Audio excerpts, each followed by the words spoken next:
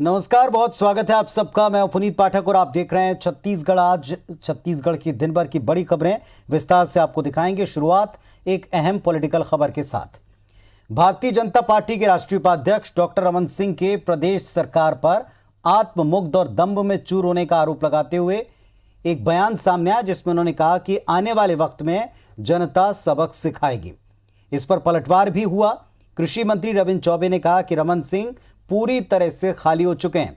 15 साल हुकूमत के बाद अब ना तो जनता के बीच में पैठ बची है, न पार्टी में कोई वर्चस्व, लिहाजा वो अब इस तरह के बयान दे रहे हैं। उन्होंने कहा कि पिछले चुनाव में जनता ने अहंकार का मान मर्दन कर दिया है। ये सरकार आत्ममुग्ध है और दम से इतनी चूर है, जैसे आदमी को सत्ता का मद हो जाता है। तो ये प्रवृत्ति नवरात्रि में यही दिखता है ना। नवरात्रि का संदेश भी आता है, रावणी प्रवृत्ति है और ऐसी शक्तियाँ जो अहंकार से चूर हो जाती हैं, उसका जनता रूपी दुर्गा और शक्ति रूपी ये इसका मर्दन करते हैं। तो यही मर्दन का पर्व है। एकदम से डॉक्टर रमन सिंह जी खाली हो गए हैं। लगातार 15 साल हुकूमत किए थे, जनता के बीच में ना उनकी पैठ बची, ना अब उनके खुद के राजनीतिक पार्टी में उनका महत्व बचा। इसलिए वो रोज़ सोच सोच के बयानबाजी करते हैं। अहंकार को जनता ने वैसे भी मान मर्दन कर दिया है। एक कोने में विधानसभा के सिमटने के बाद भी अगर डॉक्टर साहब ऐसी बातें कहते हैं तो उसको उनको आत्मावलोकन करना चाहिए।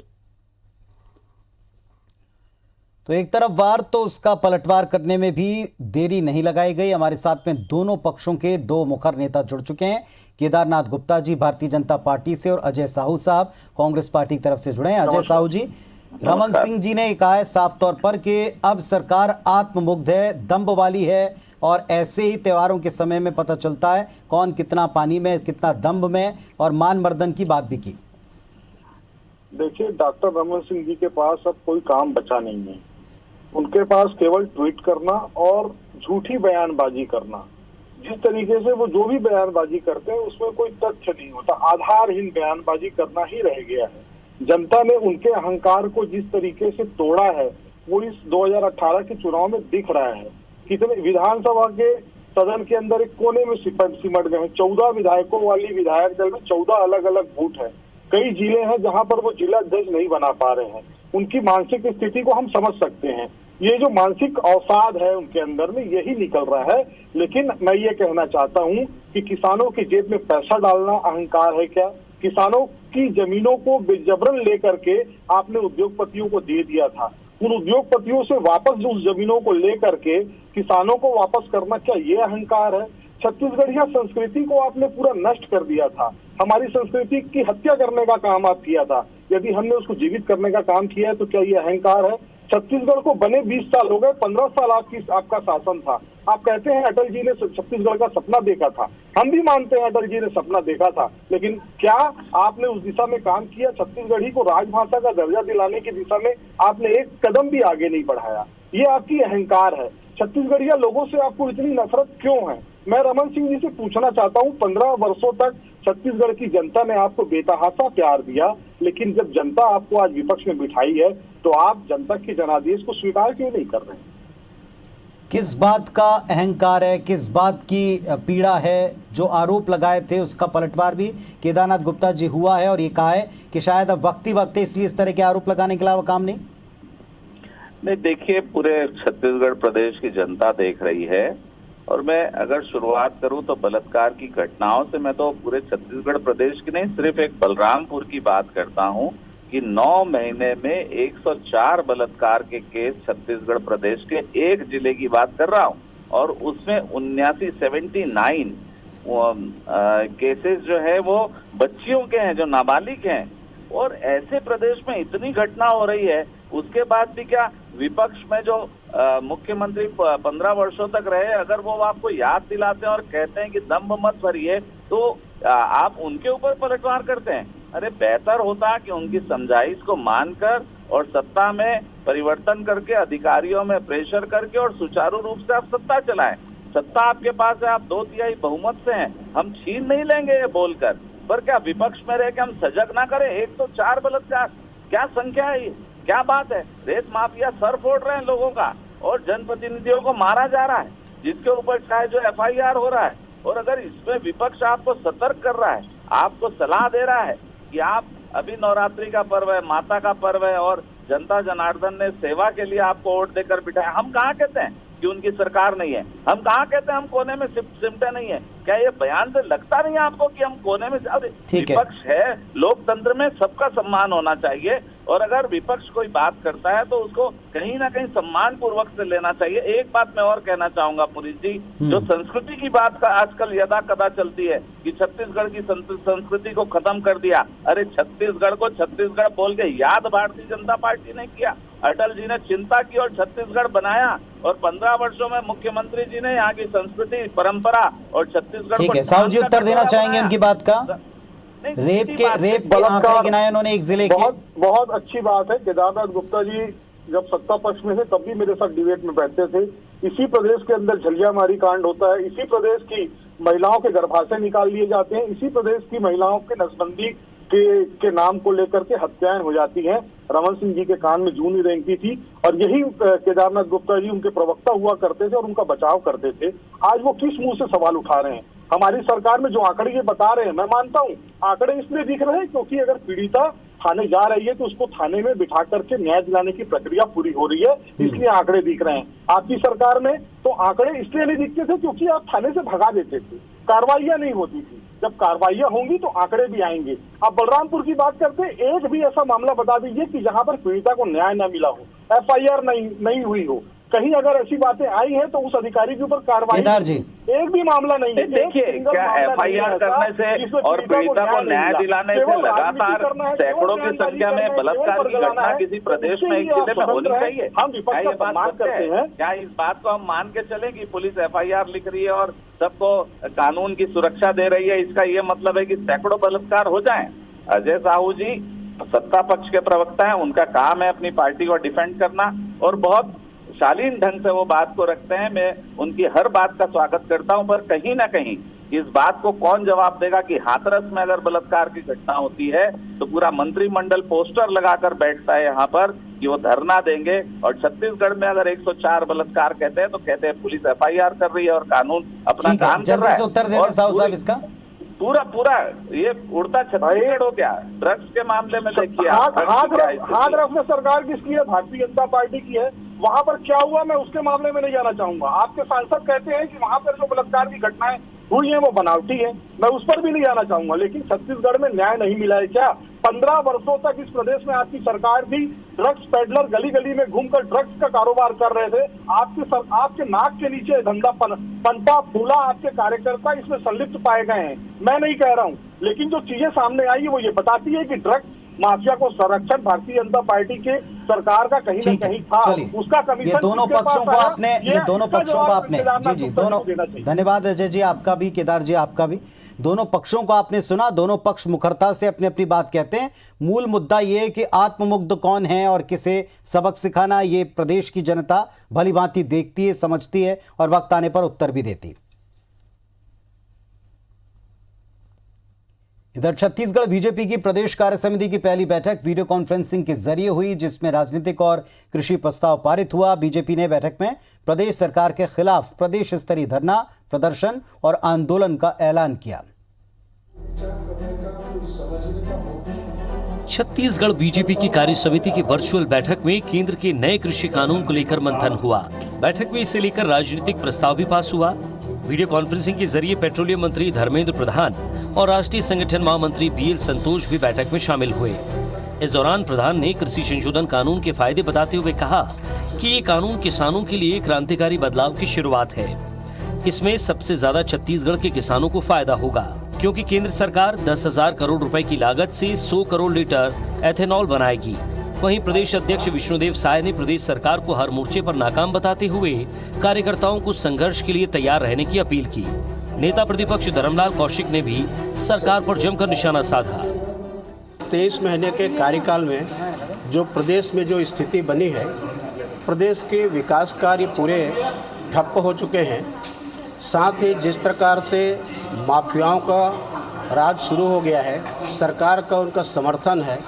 बैठक में कृषि प्रस्ताव भी पेश किया गया, जिसके जरिए सरकार से मंडियों में समर्थन मूल्य से कम में कोई भी उत्पाद न खरीदे जाने, पीड़ित किसानों को मुआवजा देने, 20 केंद्रीय योजनाओं का लाभ किसानों को दिलाए जाने, 1 नवंबर से धान खरीदी करने, 20 क्विंटल प्रति एकड़ धान खरीदने और 2 साल का बोनस दिए जाने की मांग की गई है। बैठक में किसानों के समर्थन में लगातार धरना प्रदर्शन और आंदोलन की रणनीति भी बनी है। 20 कुंटल धान राज्य की सरकार खरीदे, इस बात की हमने मांग की है और धान की खरीदी 1 नवंबर से शुरू की जाए। 2 वर्ष का बोनस की जो इन्होंने घोषणा की थी, वो 2 वर्ष का बोनस इनको दिया जाए। आने वाले समय में संगठनात्मक गतिविधियां तेज करके नीचे स्तर में बैठक लेके कार्य योजना बना के इस सरकार की असफलता को चिन्हांकित करके बड़े प्रदर्शन और आंदोलन के लिए हम लोगों ने चर्चा की और इसके लिए सतत कार्य योजना बनी। छत्तीसगढ़ सरकार की ओर से केंद्र के नए कृषि कानून के विरोध में अपनी कृषि कानून लाने के फैसले के बाद सियासत गरमाई हुई है।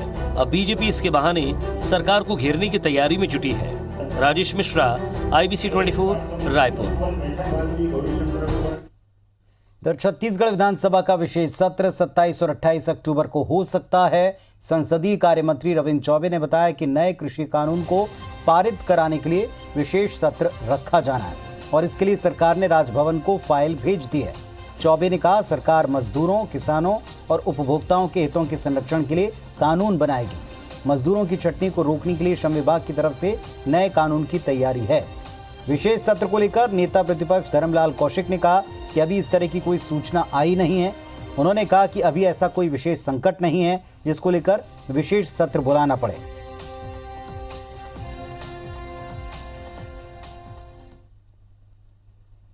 छत्तीसगढ़ में हम अपना कानून बनाने जा रहे हैं।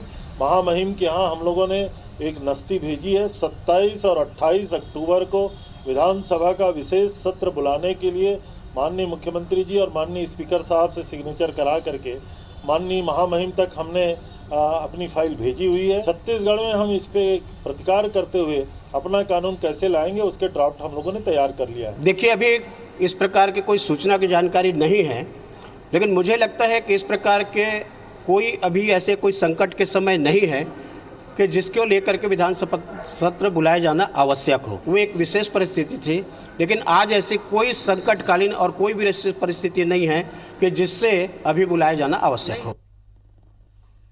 मरवाही विधानसभा उपचुनाव में अब मैदान में 8 उम्मीदवार ही बचे हैं। कुल 19 लोगों ने नामांकन दाखिल किया था। स्क्रूटनी के दौरान अमित जोगी और ऋचा जोगी समेत कुल 6 प्रत्याशियों के नामांकन खारिज किए गए।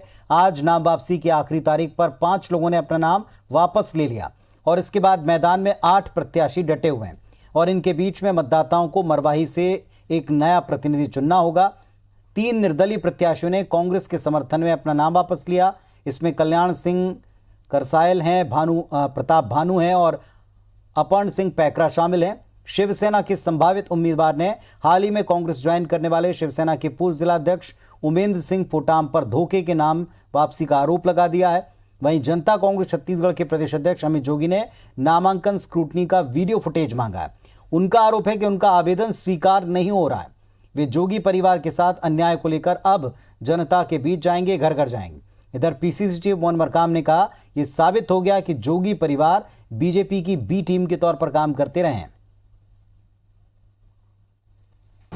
मैंने अपनी बात मरवाही की जनता की अदालत में रख दी है।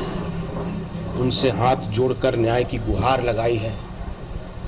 घर घर मैं जाऊंगा और उनसे न्याय मांगूंगा। भारतीय जनता पार्टी के साथ हमेशा बी टीम की तरह जोगी कांग्रेस खड़ी रही है। कांग्रेस को हर स्तर से नुकसान पहुंचाने का काम किया है। लॉकडाउन के दौरान रायपुर के क्वींस क्लब में शराब पार्टी को लेकर अब अलग अलग एजेंसीज ने कार्रवाई शुरू कर दी। इस मामले में हाउसिंग बोर्ड के एक अधिकारी पर गाज गिरी। आरोप है कि हाउसिंग बोर्ड के संभाग कार्यालय के एग्जीक्यूटिव इंजीनियर श्रीराम ठाकुर ने क्वींस क्लब की फाइल दबाने की कोशिश की। वहीं नशे के नेटवर्क में कई बड़ी कार्रवाई करने वाली रायपुर पुलिस क्लब में पार्टी कराने के मुख्य आरोपी नमित जैन और देवेश छतीजा को अब तक गिरफ्तार नहीं कर पाई।